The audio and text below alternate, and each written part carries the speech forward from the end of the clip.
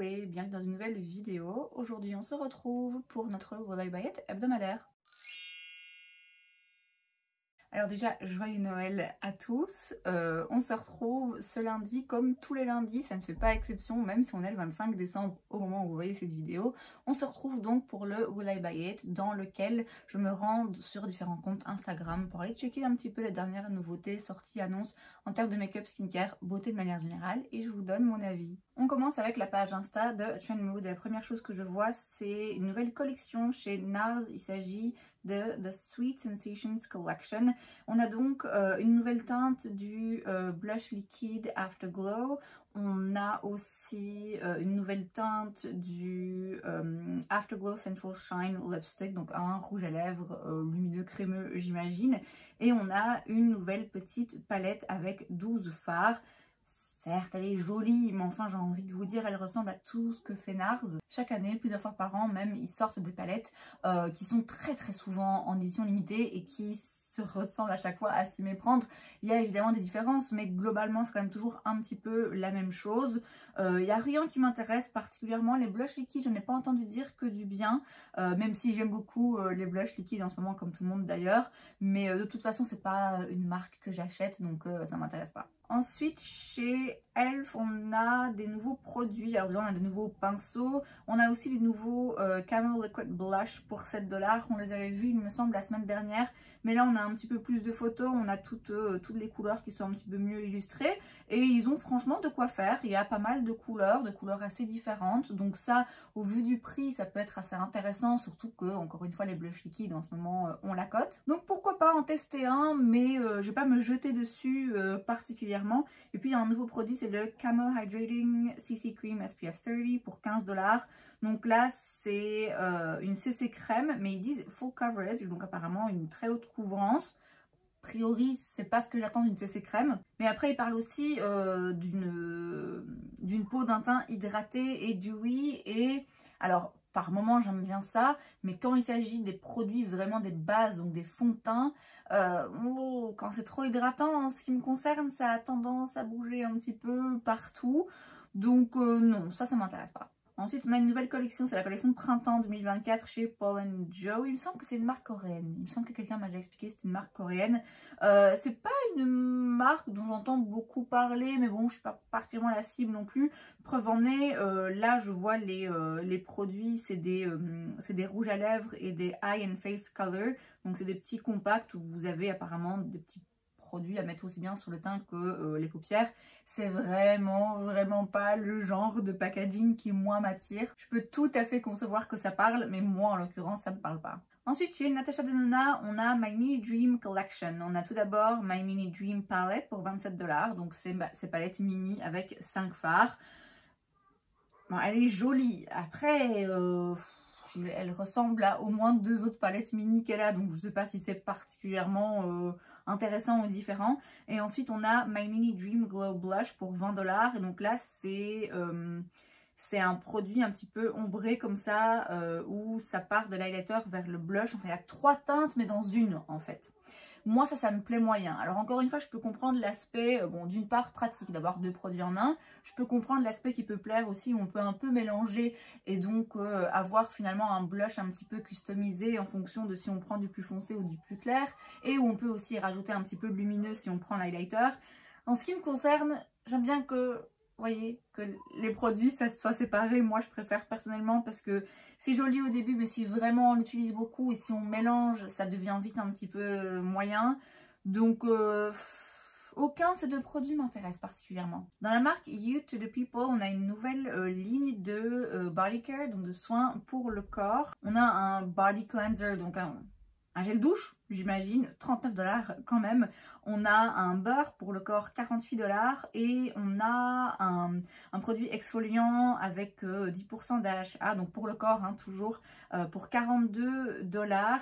La marque You to the People, j'en ai déjà entendu parler, j'ai déjà été curieuse de tester 2-3 produits, notamment un nettoyant visage qui apparemment est vraiment très bien. Après c'est vrai que c'est pas une marque qui est particulièrement donnée. J'ai l'impression que là c'est les produits pour le corps, on le vend en poupe. On a vu Rare Beauty qui lance une gamme de produits pour le corps. Là je pense que ça va être l'année où tout le monde va se lancer dans ce genre de produits, parce que c'est vrai que c'est une une part un petit peu oubliée de la beauté, je dirais. On voit toujours beaucoup de maquillage, beaucoup de parfum, beaucoup de soin pour les cheveux, mais c'est vrai que le soin pour le corps, c'est... on en voit moins, donc là, il y a une petite résurgence. Bon, c'est pas pour me déplaire, mais cette gamme en particulier, pareil, je vais pas sauter dessus, quoi. Ensuite, on a un nouveau produit chez Anastasia Beverly Hills, c'est le Lip Velvet Liquid Lipstick. C'est donc un rouge à lèvres liquide, velvet, donc à mon avis avec un fini un petit peu velours, velouté comme ça. Je vois pas le prix là, ce sera disponible le 28 décembre. Forcément, hein, haute couvrance, pigmentation, enfin opacité, pigmentation. Des teintes assez nude. À une époque, les rouges à lèvres liquides mat de chez ABH, il y avait des teintes en particulier qui étaient absolument cultissimes. Que moi, personnellement, je suis arrivée un petit peu après. Enfin, j'ai commencé à beaucoup m'intéresser et à acheter beaucoup de make-up un petit peu après cette folie, je dirais. Ou en tout cas, ça m'a moins parlé, beaucoup moins que les palettes à l'époque. Pareil, hein, j'ai l'impression qu'on revoit ci et là quelques lancements de nouveaux rouges à lèvres liquide mat qui étaient plus tellement en odeur de sainteté ces dernières années. On était plus sur du gloss, sur des lèvres pulpeuses et juicy et jolies et en bonne santé, et pas tellement quelque chose de mat et d'intense, et c'est vrai qu'il assèche un petit peu les lèvres.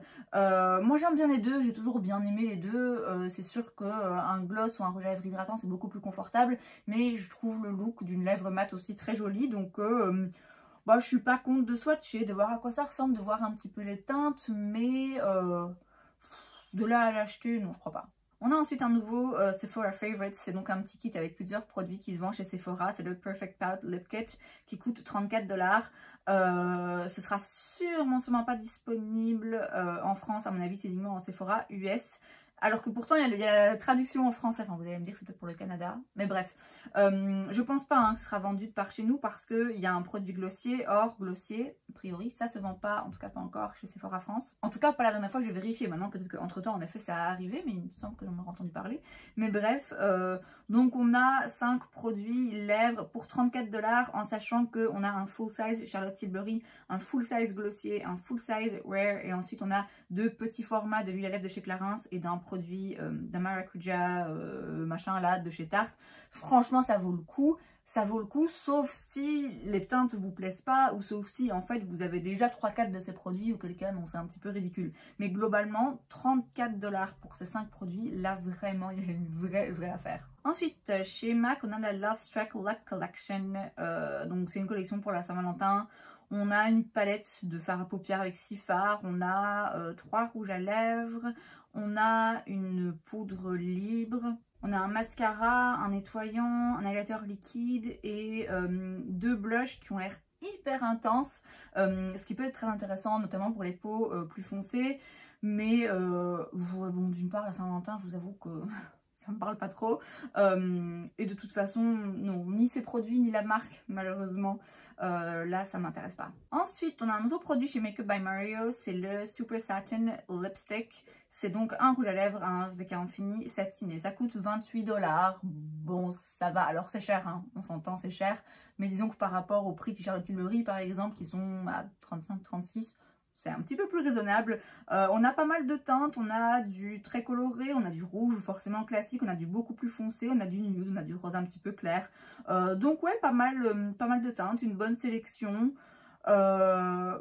Ouais, c'est joli, hein. Je dis pas qu'il y a sûrement un ou deux rouges à lèvres là-dedans que je voudrais bien avoir, mais de là à vraiment passer le pas de dépenser presque 30 balles pour un rouge à lèvres alors que j'en ai déjà beaucoup.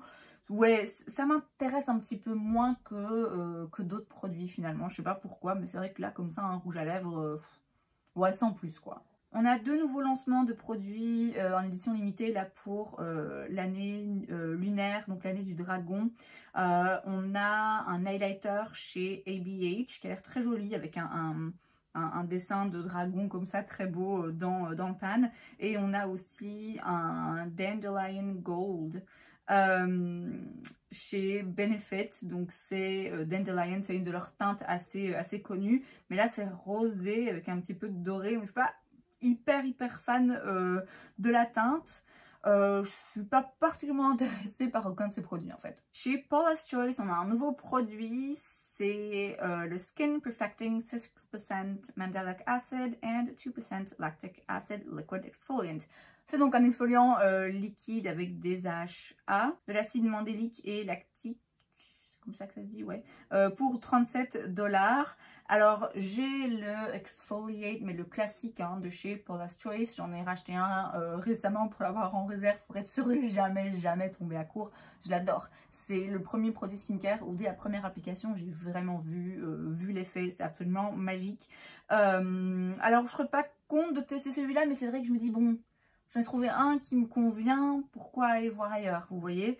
Mais curieuse de voir des revues. Au moins de voir des revues, de voir un petit peu ce que les autres en pensent. On passe sur Point Click Vibes. Il n'y a vraiment pas grand chose. Hein. Cette semaine, on sent que c'est les fêtes là, tout le monde est occupé ailleurs.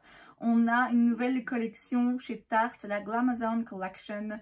On a un mascara, on a un produit à sourcils, un pinceau. Alors le mascara et le pinceau, c'est juste en édition limitée, un packaging différent. Et puis on a une plus grande palette pour 47 $ et une plus petite avec uniquement 5 fards, si je vois bien, pour 29 $. Alors les packagings sont très jolis. Maintenant, les palettes de chez Tarte, moi, elles m'attirent vraiment jamais. Absolument jamais. Maintenant je sais qu'elles se vendent, hein. Elles se vendent très bien, elles sont très populaires, c'est toujours des harmonies de couleurs finalement très flatteuses et très faciles à utiliser et c'est très utile hein, effectivement, mais non, il n'y a rien là qui m'intéresse particulièrement. Et enfin on a des nouveaux produits dans la marque AF94 et la marque débarque chez Ulta. Est-ce que je connais cette marque? Non, j'ai pas l'impression. Est-ce que vous connaissez cette marque? Je pense pas en avoir déjà entendu parler, je sais pas d'où ça vient, je sais pas. Là on a des duos highlight et bronzer pour 9 $, mais c'est un stick où vous faites comme ça là. Non, concrètement on fait pas, c'est pas comme ça qu'on fait son make-up. Enfin, vous faites ce que vous voulez, chacun fait ce qu'il veut, mais en principe c'est pas comme ça qu'on fait. Il y a aussi un stick multi-usage, donc qui peut s'utiliser en blush ou sur les lèvres. Un fard à paupières liquide et fait marbrer comme ça dans le packaging et des encres à lèvres. Donc tous les prix vont entre 9 et 10 $. Donc ma foi c'est très bon marché comme marque, mais bon ça fait un peu, je sais pas, ça fait un peu pas make-up pour enfants, on va quand même pas déconner, mais ça fait un peu ado, je veux dire ça fait un petit peu ado, c'est pas forcément une esthétique qui me parle particulièrement. Après on s'en fout, hein, si le produit est bon, mais en l'occurrence là il n'y a rien qui attire mon regard particulièrement. Et c'est donc tout pour cette vidéo, j'espère que ça vous a plu. Si c'est le cas, n'hésitez pas à laisser un like, vous pouvez aussi vous abonner à ma chaîne parce que c'est gratuit, donc pourquoi pas. Et moi je vous vois la prochaine fois, bye.